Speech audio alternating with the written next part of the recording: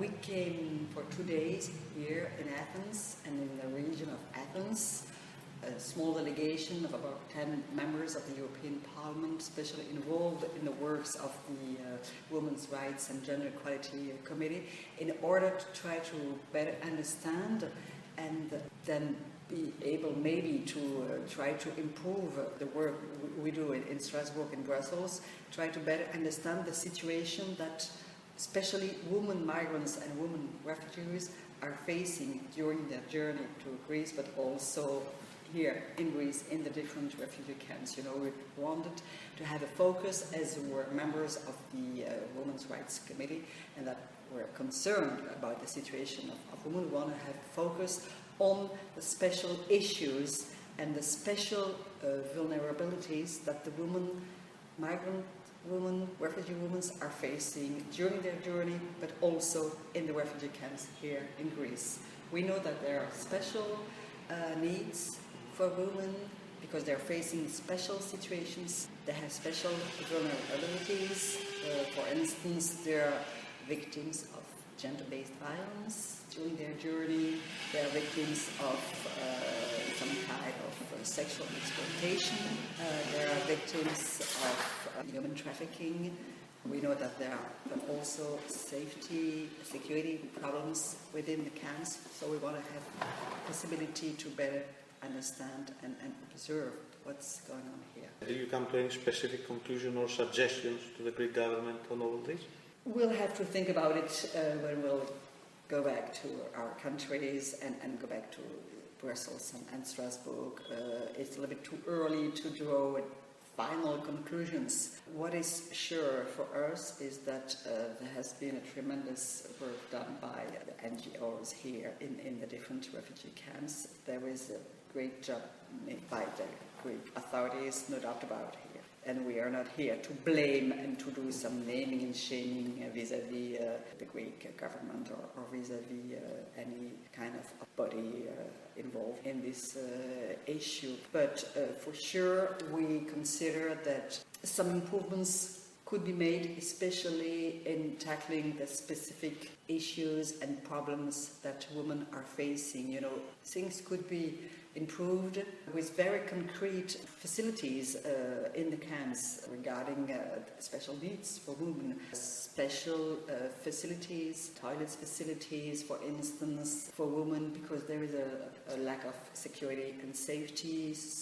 At night, we are quite surprised to listen that in many camps the surveillance at night is very low or even absent, totally lacking. So this means for women a very insecure situation. We would like to emphasize the need for safety and security measures at day, but also at night.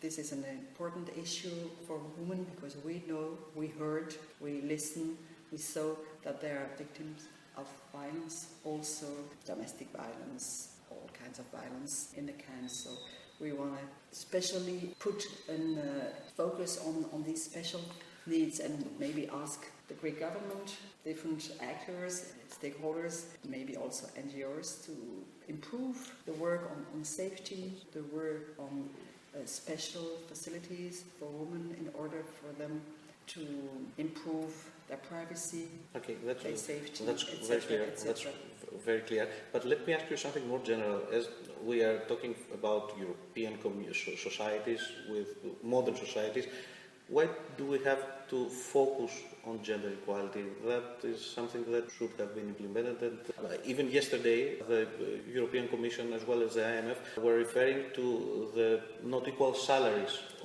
Yesterday was the Equal Pay Day, and we observed that there is still gender pay gap, even in the 28 states of the European Union. Why do you think? Which are the main reasons for that? Many reasons, actually, for the gender pay gap, but also I'm working currently on this issue, and it is not as known as the gender pay gap, the gender pension gap. There is even a bigger gender gap in pensions between men and women, and this is very tough situation for many, many elderly women in the European Union. But many reasons can explain why we still have in our so-called civilized societies a gender pay gap and a gender pension gap. Of course, the careers of the women and the men are different. There is a glass ceiling in many professional sectors that women are facing.